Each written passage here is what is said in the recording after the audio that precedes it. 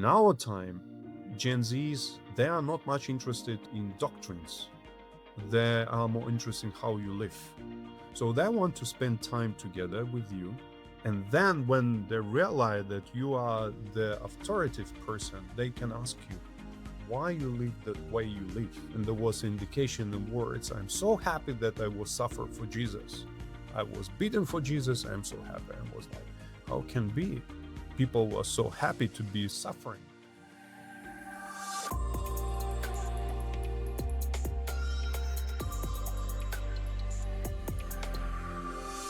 A very warm welcome to the Lausanne Movement podcast for those who have a passion to accelerate global mission together.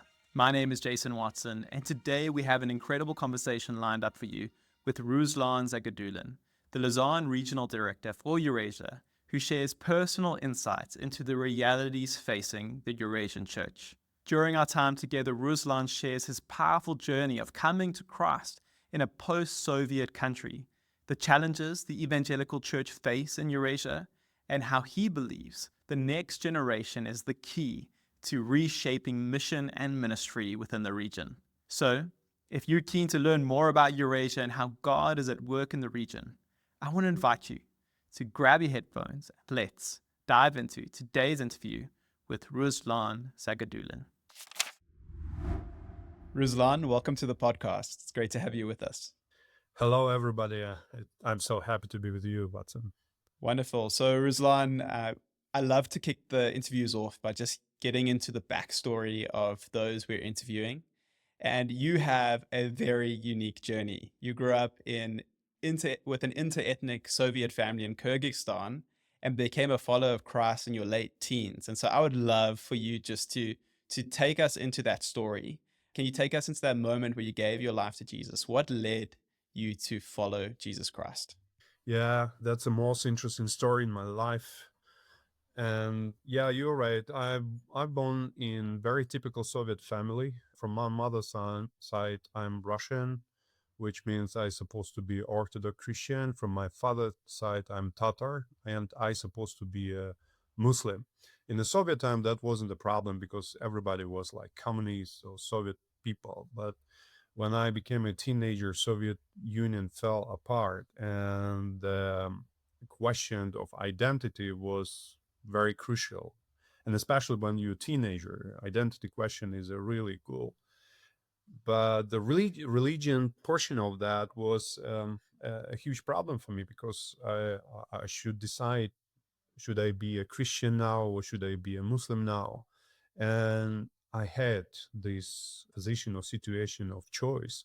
So actually, I became an atheist when I was in high school. So I decided to be atheist because I didn't like the situation when the leaders of the different religions put people in the conflicts. But what's happened with one of my closest friends, he became a Christian. He was watching some broadcast on TV and decided to follow Jesus. I was like crazy and was a little bit angry about that. And his name, Eugene, he was at the some moment said that he are not going to live the same way he was living. And I was like, another one saint in the world. But what's happening after that, his life was really influenced or impact on me. He lived a completely different life, and I was really surprised. And even I was in conflict with him. He was very calm, didn't afraid me. He was very calm and trying to be very polite. I was like, why? What's happening? So, and at some point, when I was at home, I took this little book with the cartoons.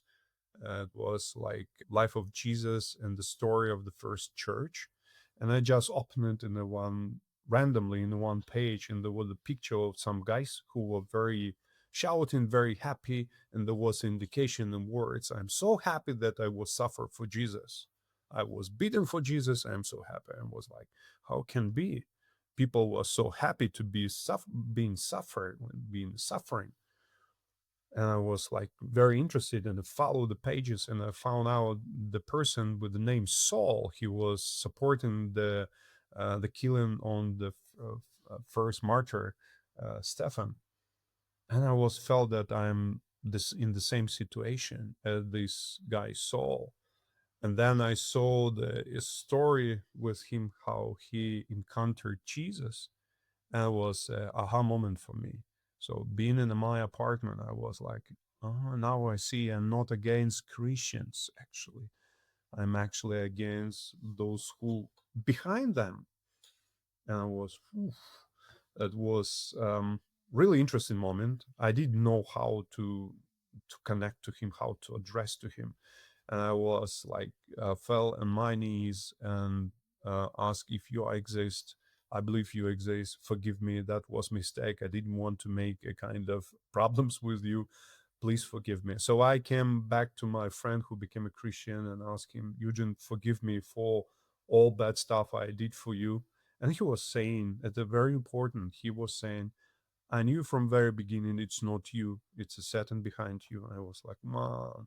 So Jesus behind him and Satan behind me. I was really shocked in that moment. And he was like, I knew that, and that's a reason I prayed for you. So I decided to attend the same church he attended. And from that time in 17s, I became a Christian and never, how to say, disappointed with making this decision. I'm really happy to be with him, not in the conflict with him. That's a really good decision in my life, the best decision in my life. Razan, thank you for sharing that. I love hearing the backstory, and I'm just curious. You know, you mentioned the importance of identity and how you were struggling with that as the Soviet Union fell. You have you in inter-ethnic family, so you got an Orthodox mother, a Muslim father. How did they respond to you giving your life to Christ? Well, you can imagine to become a evangelical for both of them. It was like to be a part of sectarian kind of society, and they were a little bit nervous in the beginning. But again, the life was changed. My life was also changed, and they started to realize that something happened with me very good. So they became a little bit relaxed. And a very important moment was in my life. So from my father's side, all guys are Muslims.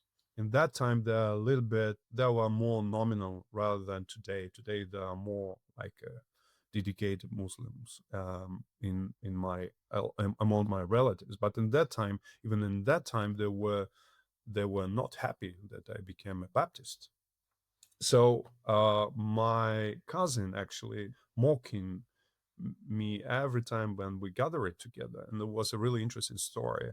So my grandmother, as oldest person in the like in a big family, she had authority to make a sometimes making decision, and everybody follow her decision. And it was a really interesting situation. So in my cousin started mocking me in front of her, and she said, shut up, don't tell him anything. And he was so surprised because he wanted please her, like mocking me as a Christian. And she said, when you will live the same life he lives, then you can say something. And that immediately was spread that as a news among our relatives, and that totally changed your relationship or attitude to me. So again, I would say identity is not just a label. It's not just a kind of passport or sign or whatever. It's just a way of life you live. So for me, realizing what is my identity, it's actually what I'm supposed to be in this earth, in this life. That's was actually answer for my question. I'm not going to be just a Tatar. I'm not going to be just a Russian, or I'm not going to be Orthodox or even a Baptist. I'm going to be a follower of Jesus Christ. That's my identity response.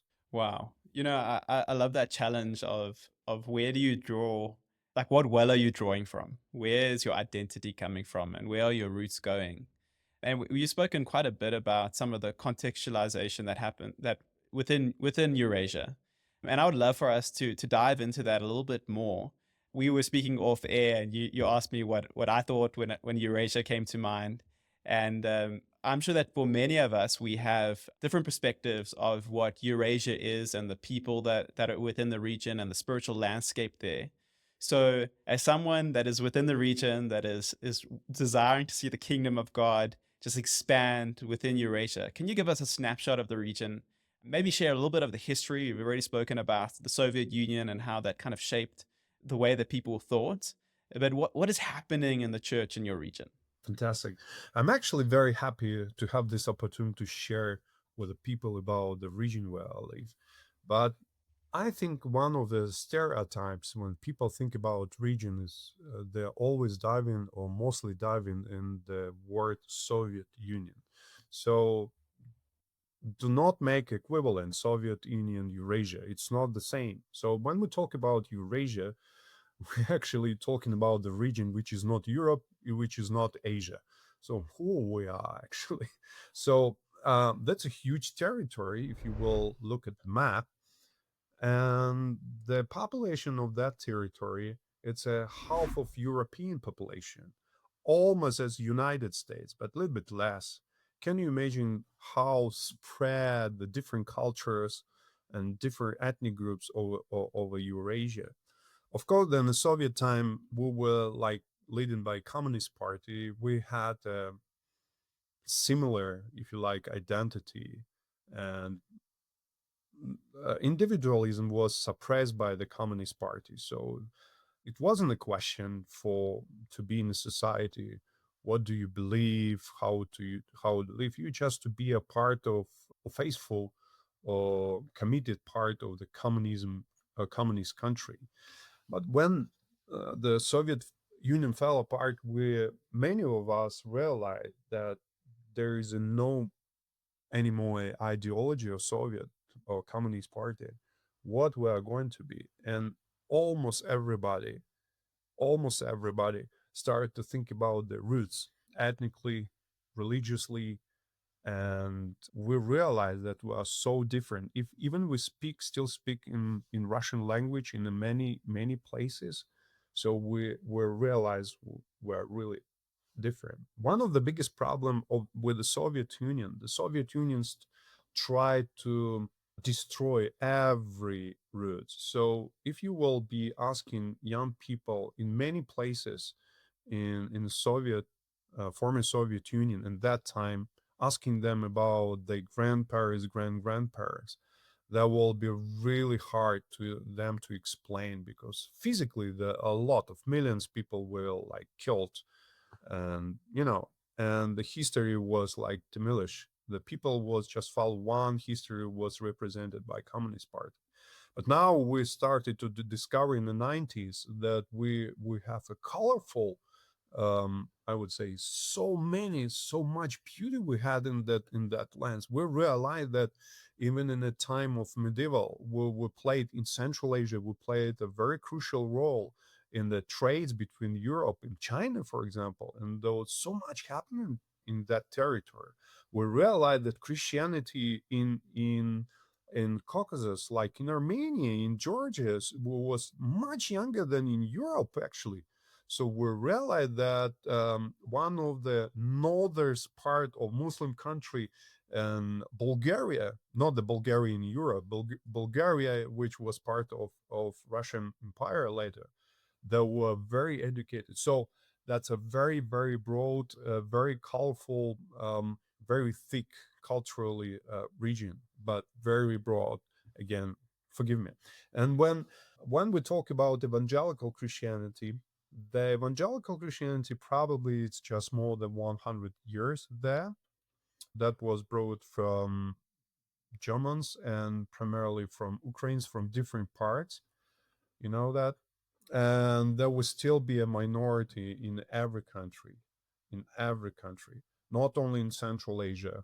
If we are talking about Russia or Belarus or Ukraine, uh, who are Orthodox countries, and when we talk about evangelical, they're a real minority. They live in like margins there. Thanks, Ruslan. As you were just sharing about the diversity and the minority that that the evangelicals play, and the early history. I mean, only 100 years within the region.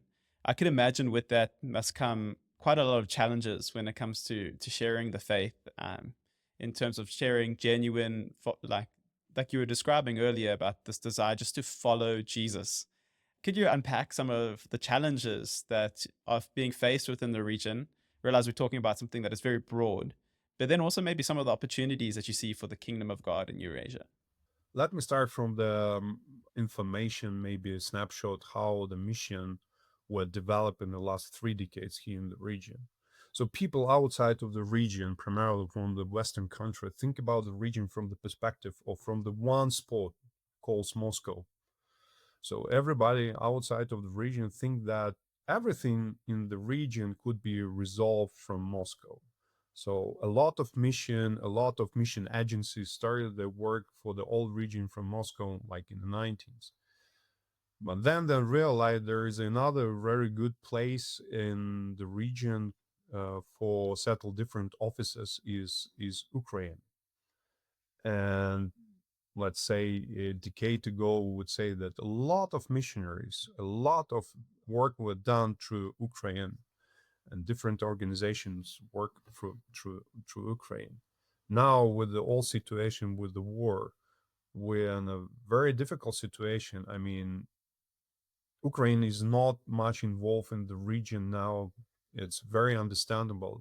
They are more interested or can work primarily for their own country in the very I don't have even have a word to explain or describe what kind of suffer the experiencing, but a little bit with Eastern Europe and maybe in Europe they are more involved now, so a lot of work were cut off because of the war.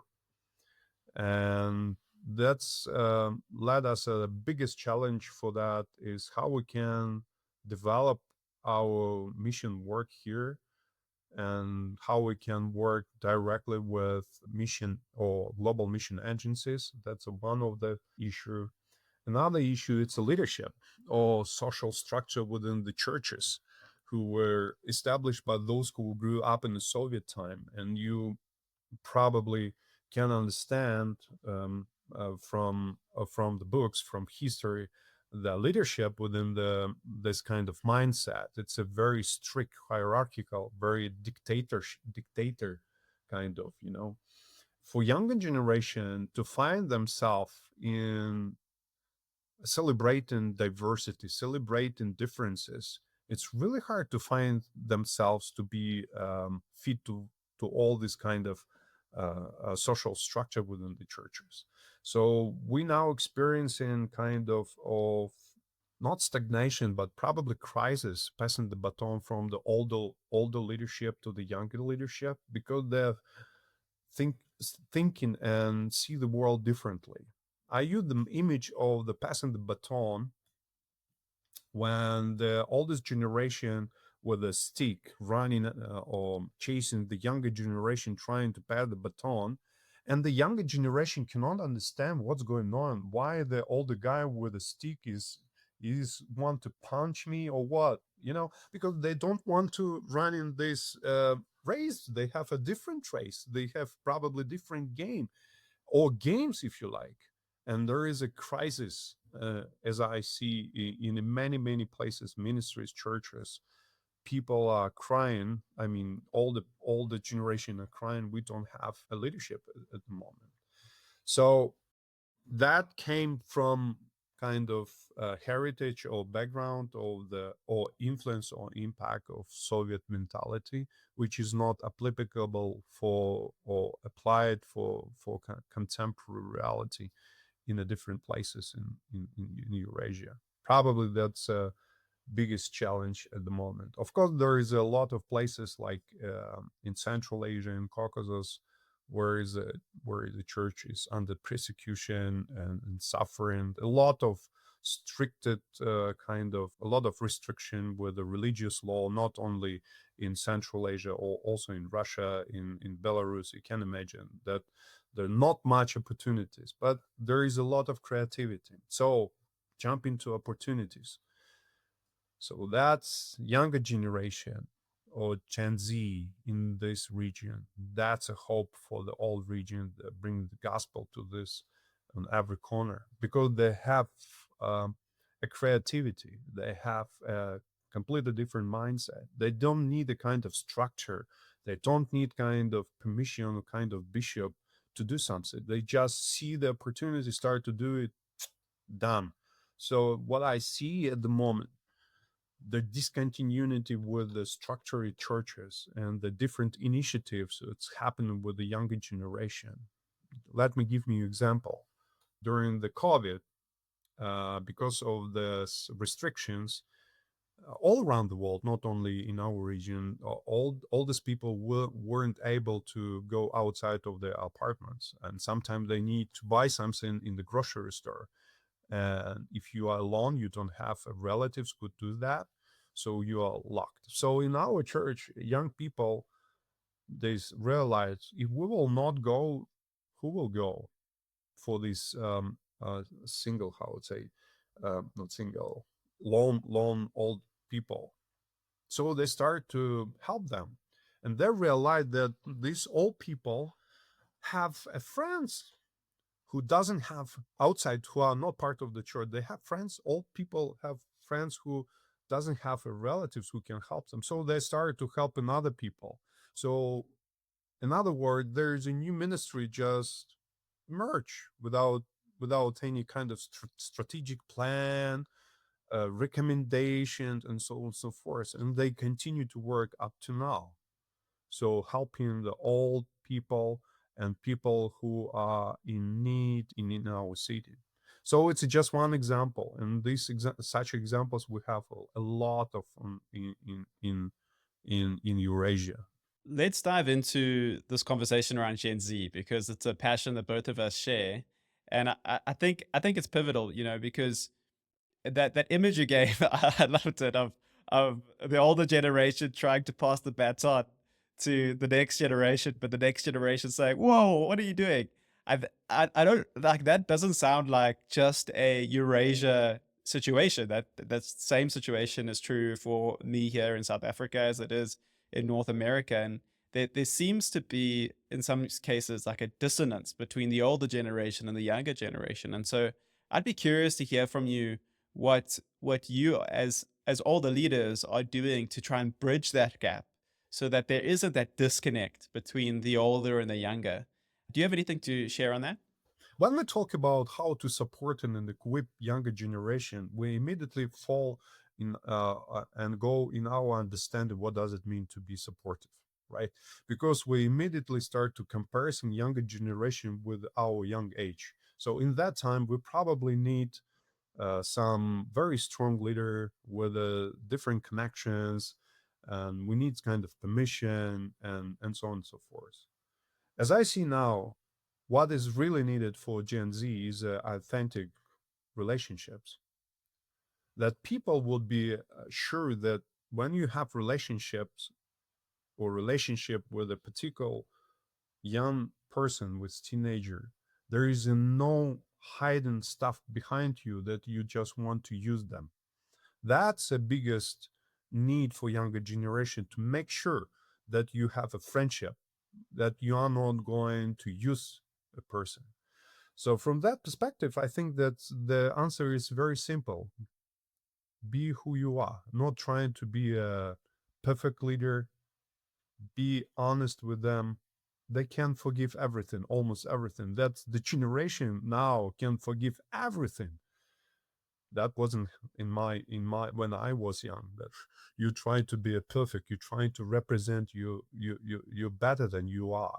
But now it's not big deal for them. It's more important that you can spend time with them, that you can laugh in with them, that you can eat with them, that you can, be relaxable.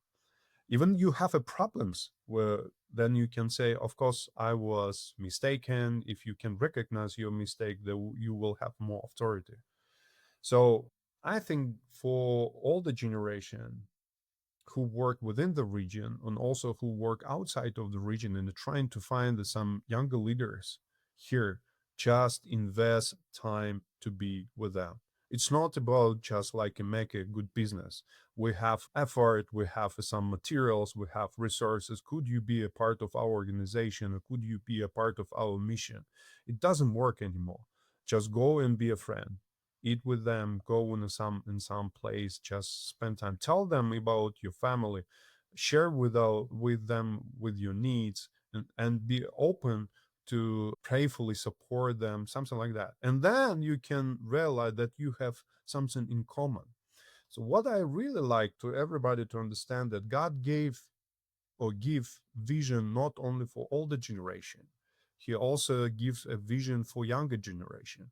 It doesn't mean then the younger generation comes to the stage, now the older generation should disappear and vision is not relevant. No, that the kind of different pieces of the puzzle. We should spend time just, to find the way how we can work together. That's the biggest need as I see now among young people here in Eurasia, probably all around the world. And how are you seeing Gen Zs come to faith in Eurasia, in your context? I mean, it seems like God is doing and he is stirring up a generation. And I'd be curious to hear how that's playing out within your context. I was in a one conference, and Pastor Ho from Singapore was sharing uh, the difference how Gen Z receiving the Christ versus like my age people received Christ in that time. And while he sharing, it so resonated to me, and realizing and follow this diagram or picture. So in our time, we need to convict people in some truth. So you trying to explain who Jesus is. You're trying to explain that Jesus is Son of God. He was dying for your sins, and you are a sinner, and you should repent and to receive Christ, and you're done. You can follow Jesus. In our time, Gen Zs, they are not much interested in doctrines. They are more interested in how you live. So they want to spend time together with you. And then when they realize that you are the authoritative person, they can ask you why you live the way you live. So answering your question, I don't think that apologetics now should be like a very sophisticated, very evident, or colorful. It should be authentic in terms of should be relevant to your life. So if you can explain everything but you don't believe in Jesus in daily life, it doesn't make sense. Why I should follow Jesus, it doesn't, which is doesn't work for you and for your life. But if they're young person to see, and I give you example, one of the our in our church disciple, she was in a teenage, like she was like 16 or 17-year old, and she was like visiting our house and spending time with us. At the beginning, we were a little bit scared. Can you imagine, young person just came to your house and just sitting in sofa when you're doing your stuff for a couple hours? It was like aspire, just watching what's going on. And she was aspire because she was curious. Well, how relate this all religious stuff to their daily life? So after that, she became a follower of Jesus. She decided to live the same. So that's a way how the younger generation now follow Jesus. They follow the example, and it's related to what we read in scriptures. So when Paul, for example, said, "Trust to Jesus as I trust," or "Trust me as I trust to Jesus," or something like that. If you remember that passage, I do not remember how it's written in English, but the main idea itself. If you can follow how Christ flourishing in some life, you can follow them to Christ by yourself. That's a way how it works here in Eurasia, or at least in Central Asia, as I see. Yeah, Ruslan, the image that I'm getting as you were just sharing about reaching the next generation is Jesus invited the disciples to follow him. Exactly.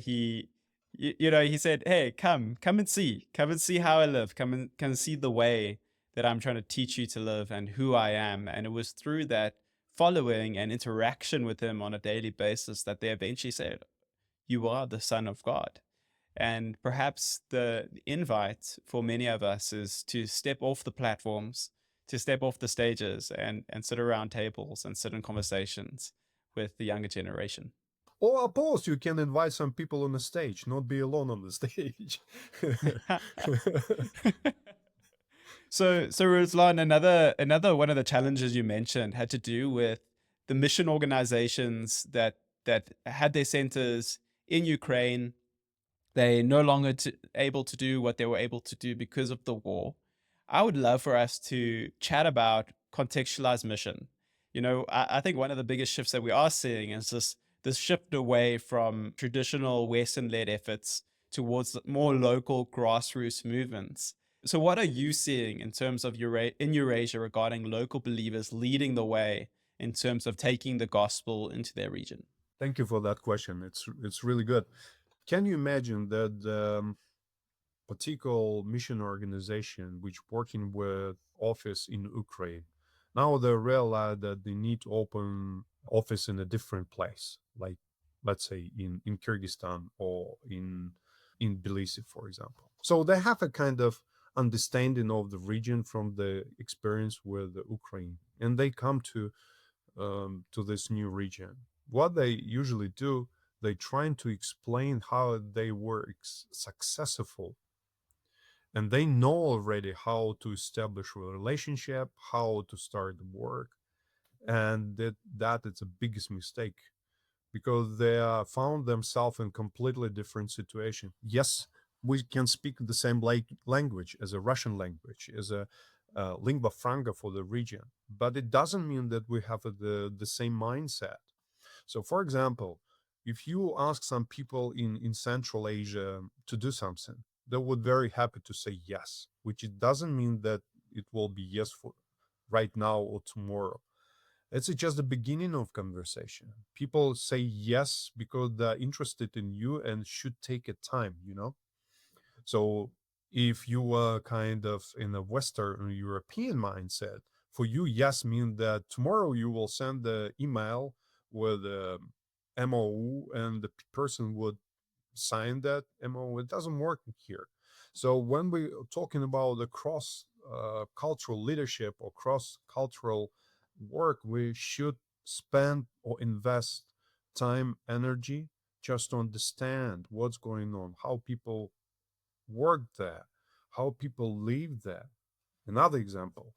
So relationship between relatives in our region, and especially in Central Asia, plays much more or bigger role than denomination. So when you come to the Baptist church, for example, and found some young Kyrgyz guy who fits to you for your role, whatever, and you will ask some person in the Baptist or leadership in the Baptist church, in the same Baptist church, I don't think the leadership, if they are not relatives to this particular young person, will be understand why you choose this particular person. But when you spend the time to understand how the relationship develops, you will find out for this particular person you can find another pastor from different church who is maybe kind of relatives for him or for her. So I know for some people it's more complicated because you come to the place, you want to work be done, so you don't have much time, you just need to work, blah, blah, blah, and you should go. But unfortunately, it doesn't work. There will be a lot of disappointments during that work. So when we talk about the contextualization, I think that we need to think about the time to dive in. Even when you ask me right now, can you give me example of context? I cannot do it because it really depends where you work. It could be different in Bishkek in Kyrgyzstan and completely different in Baku in Azerbaijan. And absolutely different in Belarus. It's completely different place and people are different, even they speak in the same language. Yeah, and I think that what you're speaking into is the mistake that we make when we kind of just think, oh, okay, a region all behaves the same, and we don't realize that there are often these cultural rhythms that are going in each of the spaces within that region, with each of the ethnic groups and the language groups. All of that requires us to specialize and to get to know the region and the people as they are. So, what's one of the biggest mistakes churches and missionaries make when they engage new cultures? They compare themselves with the people. So that's the biggest mistake. If you can explain by yourself why a particular person in the region behave in a particular way just based on your own experience, that's mistake. Because probably the reason why this particular person behave in this particular way, the roots could be different. So I would say do not jump in the conclusion why people do. Sometimes you can find that very easy to say that people in some nation are so lazy. Oh, really? Because they probably spent more time for building relationship. It doesn't mean they work on that.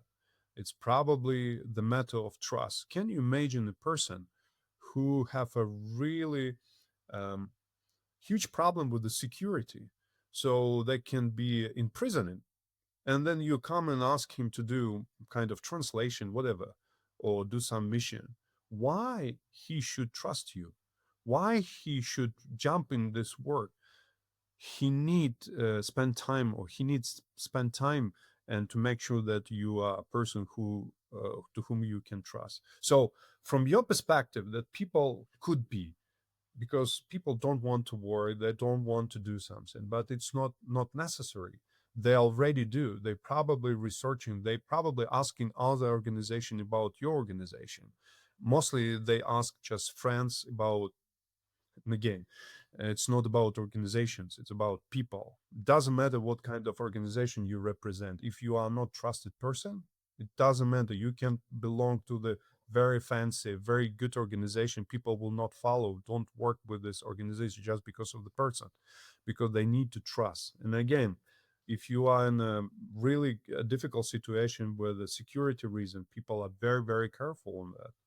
But as soon as you can relationship, you can change your organization, and then you will come with a different organization. It will be much easier to set your work. So people, it's a very, very important in our work. So don't compare yourself with the people whom you meet in the region. That's the biggest mistake, I think. Ruslan, this has been such a fascinating conversation, just hearing more about your region and some of the insights that you have to bring. How can listeners pray for you, pray for your region, pray for the church in Eurasia? There is two things. First of all, we still have a kind of legacy from Soviet time. Another problem is security reason.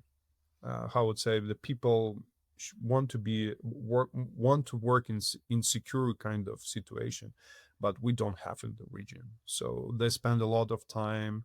At the same time, there is a good stuff because the people are more creative, find a way how they can work. But the biggest problem in that situation, Soviet time and persecution, is discontinuity, disunity, if you like.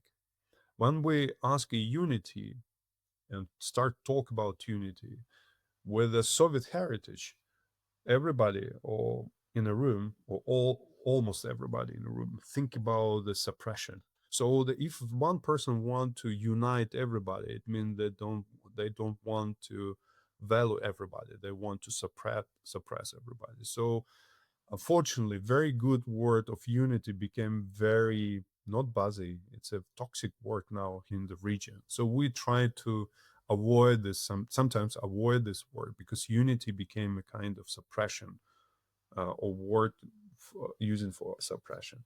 In the same times, we need some kind of unity, because if you are alone, it's really hard to survive. And because we're a tiny community, we know each other.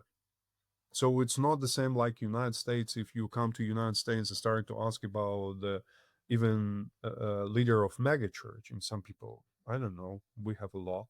Here it's different. Almost everybody know the pastors or bishops, and but you don't have a kind of unity. Still have a kind of suspicious to each other. That's the biggest challenge for as we use that phrase in the Lausanne for declare and display Christ together. It's a biggest challenge for us now. So if people would be prayer supporting us and come, for sure, because we still be a tiny community, the work are plenty, and the workers are few. So we just need people, not only money, not only materials, not only, we need people who can come and just to be with us and just to work with us. That will be very cool. Wonderful. Ruslan, I'm sure that there are some who are hearing you and they might say, I do want to come. So how can they connect with you? How can they begin to take that conversation a little bit more forward? Maybe it's even just for information, just to find out more, to connect with you. Is there any way that they can do that?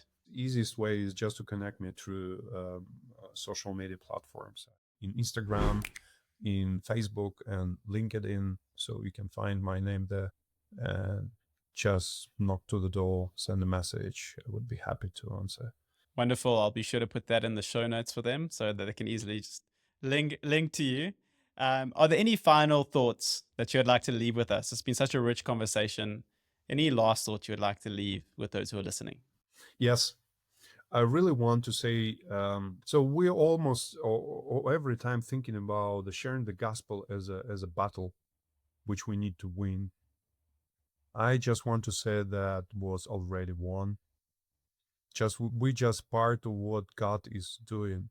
Just be open to see what He's doing.